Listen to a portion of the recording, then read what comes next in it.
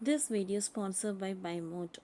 இந்த ஆப்பில் நீங்கள் பர்ச்சேஸ் பண்ணக்கூடிய எல்லா ப்ராடக்ட்டும் உங்களுக்கு ரொம்ப மலிவான விலையிலேயே கிடைக்குது. இதில் நிறைய ஆஃபர்ஸ் அண்ட் கூப்பன்ஸ் ப்ரொவைட் பண்ணுறாங்க. ஸோ இதோட லிங்க் உங்களுக்கு டிஸ்கிரிப்ஷனில் கொடுக்குறேன், யூஸ் பண்ணி பாருங்கள். இனி மூலப்பத்திரம் இல்லாதவர்கள் பத்திரப்பதிவு செய்ய முடியுமா?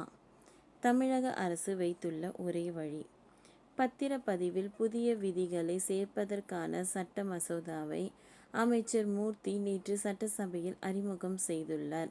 இந்த சட்ட மசோதா காரணமாக இனி மூலப்பத்திரம் இல்லாமல் பத்திரப்பதிவு செய்யவே முடியாது. அசல் ஆவணம் இல்லாமல் நகலை வைத்து பத்திரப்பதிவு செய்யலாம் என நீதிமன்றம் உத்தரவிட்ட நிலையில் அதை முறியடிக்கும் வகையில் சட்டம் கொண்டு வரப்படுகிறது. எனவே இனி மூலப்பத்திரம் இல்லாதவர்கள் பத்திரப்பதிவு செய்ய மாற்று வழிகள் என்ன என்பதை இந்த பதிவில் பார்ப்போம்.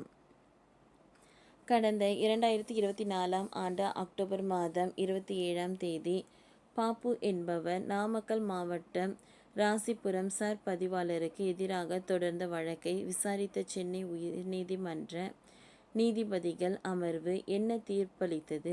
அதன் பிறகு மூலப்பத்திரம் குறித்து விவாதங்கள் அதிகமானது. மூலப்பத்திரம் இல்லாமல் நகலை வைத்து பத்திரப்பதிவு செய்தே ஆக வேண்டும் என்ற நிலை ஏற்பட்டது. நீதிமன்ற உத்தரவுக்கு காரணமாக வழக்கின் விவரங்களை பார்ப்போம். அதன் பிறகு அரசு எடுத்த பதில் நடவடிக்கை பற்றியும் பார்ப்போம்.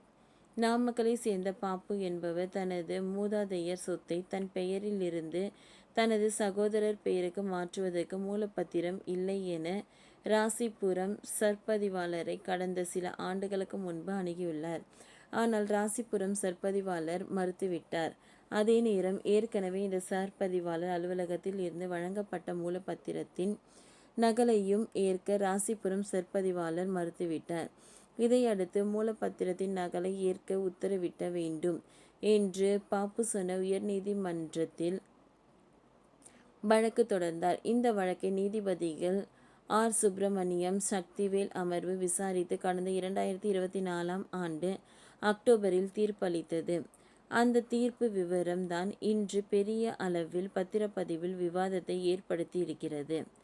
வழக்கமாக ஒரு பத்திரப்பதிவு செய்ய வேண்டுமானால் பத்திரப்பதிவு சட்டப்படி மூலப்பத்திரம் அல்லது அசல் ஆவணம் வேண்டும். மூலப்பத்திரம் இல்லாவிட்டால் பத்திரப்பதிவு அலுவலகத்தில் பெற்று ஜெராக்ஸ் நகல் எடுக்க வேண்டும். அதுவும் இல்லாவிட்டால் போலீசில் பத்திரம் காணவில்லை என்ற புகார் கொடுத்து அதற்கு போலீசார் அளித்த சான்று இருக்க வேண்டும் என்றுதான் சட்டத்தில் கூறப்பட்டு இருக்கிறது. மூலப்பத்திரம் அல்லது மூலப்பத்திரம் கிடைக்கவில்லை என்று போலீசார் சான்று ஆகிய இரண்டும் இல்லாவிட்டாலும் பத்திரத்தின் நகலை அலுவலகம் ஆவணத்துடன் ஒப்பிட்டு பார்க்க பதிவு செய்ய வேண்டும். அனைத்து ஆவணங்களும் பத்திரப்பதிவு அலுவலகத்தில் ஏற்கனவே இருக்கும் என்பதால் அதனை ஒப்பிட்டு பார்த்து மனுதாரர் சொத்து மற்றும் பத்திரப்பதிவு ராசிபுரம் சர் பதிவாளர் பதிவு செய்ய வேண்டும் என உத்தரவிட்டிருக்கிறோம் என்று உயர்நீதிமன்ற நீதிபதிகள் தரப்பில் கூறியிருந்தனர்.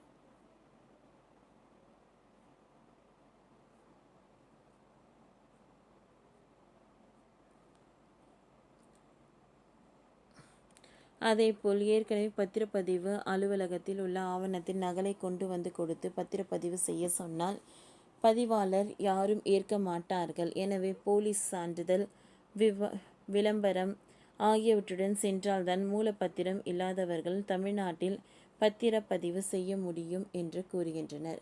ஓகே ஃப்ரெண்ட்ஸ், இந்த வீடியோ உங்களுக்கு யூஸ்ஃபுல்லாக இருந்ததுன்னா லைக் பண்ணுங்கள், ஷேர் பண்ணுங்கள், சப்ஸ்கிரைப் பண்ணுங்கள். தேங்க்யூ.